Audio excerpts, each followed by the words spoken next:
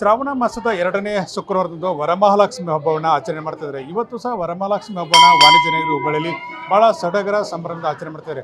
ಹುಬ್ಬಳ್ಳಿಯ ದಾಜಿಮನೆಯಲ್ಲಿರ್ತಕ್ಕಂಥ ಮಹಾಲಕ್ಷ್ಮಿ ದೇವಸ್ಥಾನದಲ್ಲಿ ನೋಡ್ತಾ ಇರ್ಬೋದು. ದೇವಿಗೆ ವಿಶೇಷ ಅಲಂಕಾರ ಮಾಡ್ತಿರೋದು, ಹೂವು ಅಲಂಕಾರ ಮತ್ತು ಬೇರೆ ಬೇರೆ ಥರದ ಸಾಕಷ್ಟು ರೀತಿಯ ಅಲಂಕಾರ ಮಾಡ್ತಿರೋದು.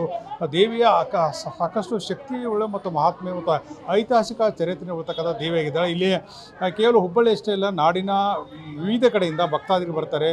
ವಿಶೇಷವಾಗಿ ಮಹಿಳೆಯರು ಇವತ್ತು ವರಮಹಾಲಕ್ಷ್ಮಿ ಹಬ್ಬದಂದು ದೇವಿಗೆ ಪೂಜೆ ಮಾಡಿದರೆ, ಅದು ಉಡಿ ತುಂಬಿ ಕುಂಕುಮಾರ್ಚನೆ ಮಾಡಿದರೆ ಒಳ್ಳೆಯದಾಗುತ್ತಿದೆ, ಆಯುರ್ಯ ಆರೋಗ್ಯ ಸಂಪತ್ತು ಲಭಿಸುತ್ತದೆ ಎಂಬ ಪ್ರತೀತಿ ಇದೆ.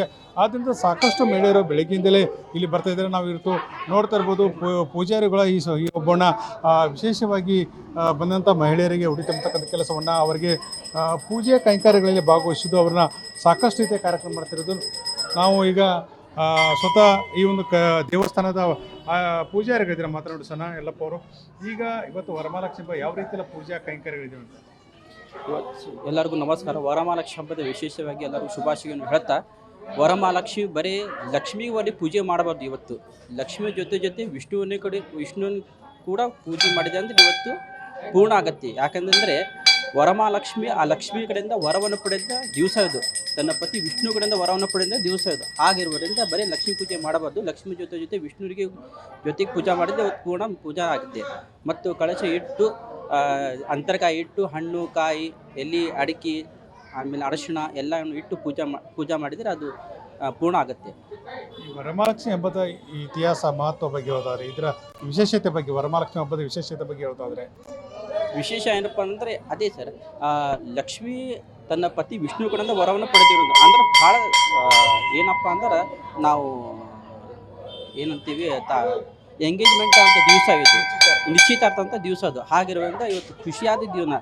ಹಾಗೆ ಆ ಸಲುವಾಗಿ ಲಕ್ಷ್ಮಿ ಕಡೆಯಿಂದ ಇವತ್ತು ಏನೇ ವರವನ್ನು ಕೇಳಿದೆ ಅಂದರೆ ಸಂಪೂರ್ಣವಾಗಿ ಮುಂದಿನ ವರಮಹಾಲಕ್ಷ್ಮಿದಲ್ಲಿ ಹಾಗೇ ಆಗಿತ್ತು ಅಂತ ನಂಬಿಕೆ ಇದೆ. ಇದು ಹುಬ್ಬಳ್ಳಿಯ ದಾಜಿಮನೆಪೇಟೆಯ ಮಹಾಲಕ್ಷ್ಮಿ ದೇವಸ್ಥಾನ ಆಚಾರ್ಯರು ಮತ್ತು ಸಾಕಷ್ಟು ಮಹಿಳೆಯರು ಇಲ್ಲಿ ಬರ್ತಾ ಇದ್ದಾರೆ. ವಿಶೇಷವಾಗಿ ವರಮಹಾಲಕ್ಷ್ಮಿ ಹಬ್ಬದಂದು ತಮ್ಮ ಇಷ್ಟಾರ್ಥಗಳನ್ನ ಬಿಡ್ತಕ್ಕಂಥ ಕಾರ್ಯ ನಡೆತಾ ಇದ್ದಾರೆ. ಇದು ಭಾಳ ಹಳೆಯ ದೇವಸ್ಥಾನ ರೀ, ಪುರಾತನ ದೇವಸ್ಥಾನ. ನಮಗೆ ಈಗ 77 ವರ್ಷ ರೀ. ನಾವು ಚಿಕ್ಕವರಿದ್ದಂಗೆ ನೋಡಕತ್ತೀವಿ ರೀ. ದೊಡ್ಡ ಮಹಿಮಾ ಅದ ರೀ.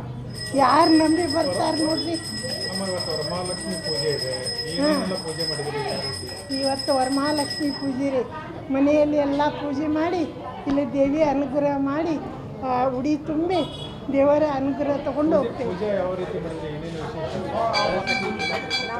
ನಾವು ಪೂಜೆ ಮುಂಜಾನೆ ಎದ್ದು ಬಾಳೆ ಗಿಡ ಅದನ್ನೆಲ್ಲ ದೇವಿ ಮುಂದೆ ಚರಗಿ ಅದನ್ನೆಲ್ಲ ಇಟ್ಟು, ಕಲಶ ಇಟ್ಟು ಪೂಜೆ ಮಾಡಿ, ಅರ್ಶಿನ ಕುಂಕುಮ ಹೂವು ಎಲ್ಲ ಏರಿಸಿ ದೇವಿಗೆ ಎಲ್ಲ ಥರದಿಂದ ಒಳ್ಳೆಯದಾಗಲಿ ಅಂತ ಬೇಡಿಕೊಂಡು ಅಲ್ಲಿ ಮನೆಯಲ್ಲಿ ಪೂಜೆ ಮಾಡಿ ಇಲ್ಲಿ ಬಂದು ದೇವಿಯ ಅನುಗ್ರಹ ತಗೊಳಕ್ಕೆ.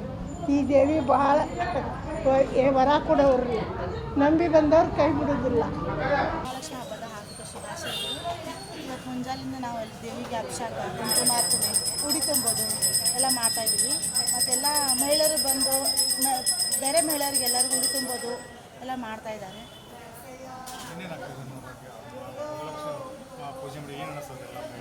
ಎಲ್ಲ ಮನೆಗೆ ಖುಷಿ ಆಗ್ತದೆ ಅಣ್ಣ. ಇದು ಸ್ಪೆಷಲ್ ಅಲ್ರಿ ನಮಗೆ. ಹಾಂ ರೀ, ಎಲ್ಲ ದೇವರಿಗೆಲ್ಲ ಒಳ್ಳೆ ಮಾಡಿ. ಕ್ಯಾಮ್ರಾ ಪರ್ಸನ್ ಬಸವರಾಜ್ ಜೊತೆ ಕಲ್ಮೇಶ್ ಮಂಡ್ಯಾಳ್, ಸಾಲಾರ್ ನ್ಯೂಸ್, ಹುಬ್ಬಳ್ಳಿ.